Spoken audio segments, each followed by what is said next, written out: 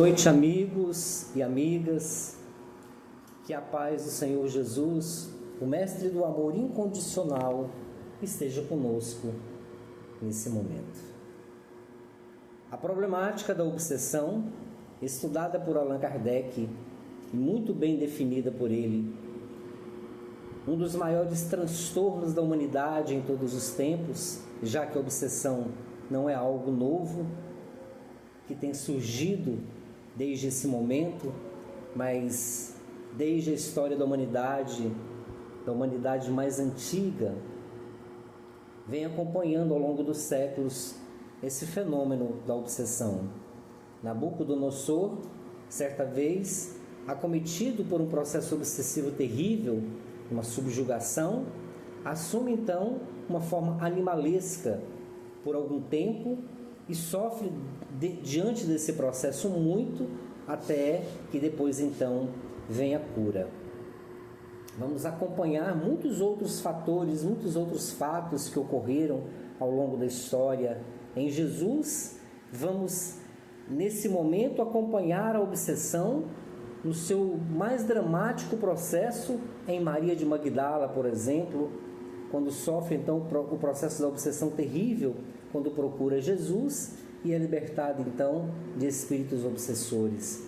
Também vamos encontrar naquele companheiro que morava no cemitério ao encontrar Jesus, naquele instante então, Jesus lhe pergunta: quem sois? E ele então responde: meu nome é Legião, porque eram muitos os espíritos que o acompanhavam. E para aqueles que duvidam da existência do Espírito, para aqueles que duvidam que realmente espíritos podem provocar o chamado processo obsessivo, aí está uma das provas mais cabais, quando Jesus recebe a resposta de um obsidiado. O próprio obsidiado, em um processo terrível de subjugação física e moral, responde então a Jesus: meu nome é Legião, porque muitos eram os espíritos que o atormentavam. E então eles pedem que Jesus os despache, jogue para os porcos, para que eles pudessem então deixar aquele homem. E Jesus assim fez, e ele ficou livre e voltou à sua vida normal, não morando mais naquele cemitério. E vamos encontrar outras situações. Aquele homem, aquele pai que chega com seu filho e diz a Jesus: eu já levei o meu filho para os seus discípulos, mas eles não puderam curá-lo. Ele cai frequentemente no fogo, frequentemente na água. E Jesus então, naquele momento, no ato até de indignação perante a pouca fé dos seus próprios discípulos, diz: ó raça de víboras, até quando vos sofrerei? Até quando estarei convosco? Tragam-me aqui o jovem.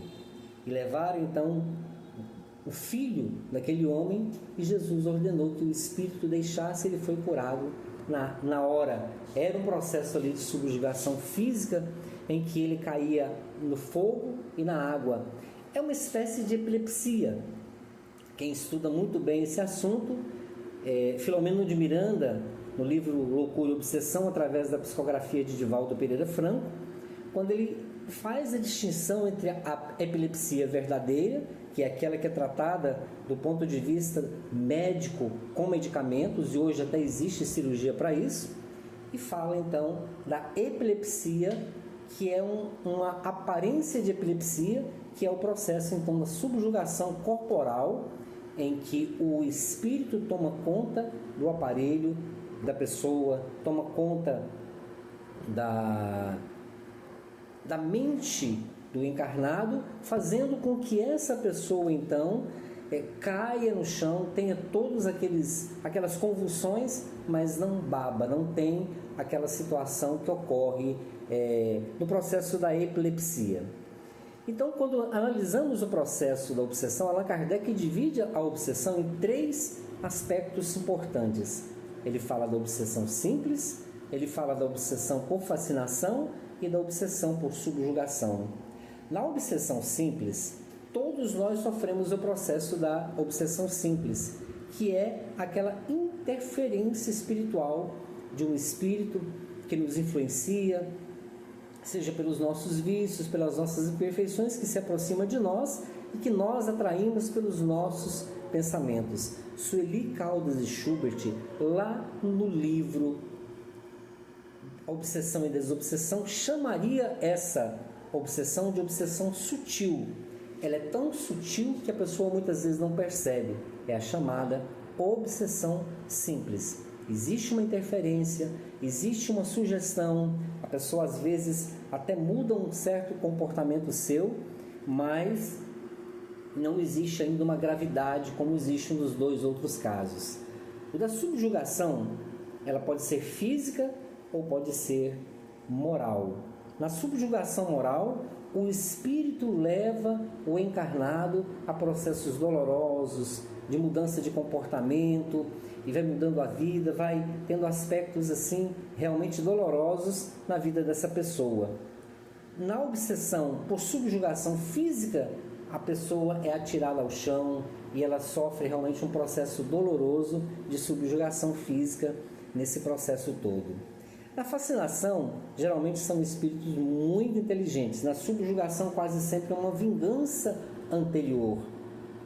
Divaldo sofreu um processo doloroso de um espírito que o perseguiu por 30 anos e que fez muita coisa com ele. Ele não sofreu o processo da subjugação, mas sofreu o processo da perseguição desse espírito vingativo que queria se vingar dele.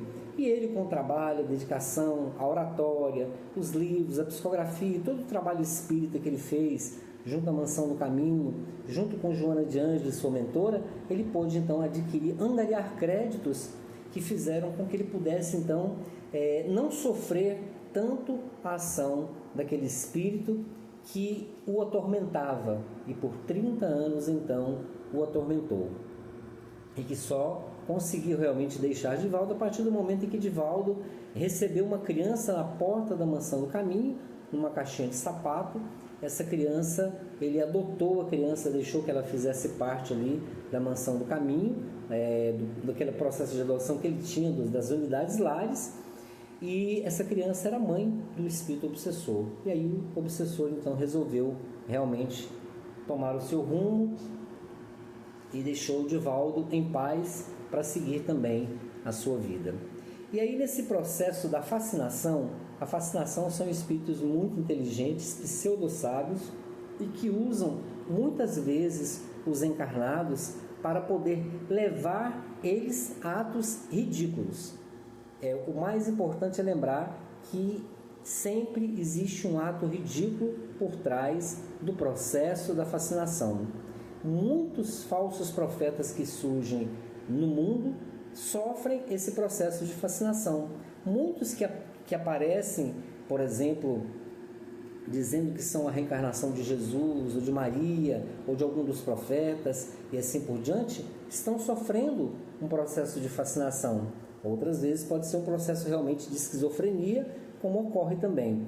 Mas nesse caso, muitas das vezes é um processo de fascinação. O espírito tem um tal poder de magnetizar a pessoa, de hipnotizar a pessoa, que a pessoa acredita piamente naquilo. Para ele aquilo é uma verdade, para ele aquilo é algo que está ali, muito claro na sua mente, e ele não consegue se desvencilhar tão facilmente. Muitas vezes precisa da ajuda de terceiros.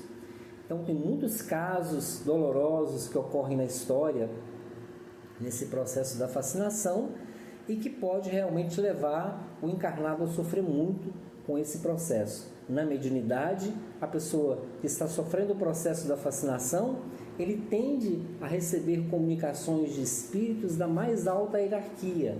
Lógico que aí é o médium que acredita nisso, que está sendo companheiro, está tendo a companhia de espíritos muito elevados, quando na realidade são espíritos pseudo-sábios que se passam por aqueles espíritos elevados e que fazem o médium então sofrer todo esse processo doloroso da fascinação.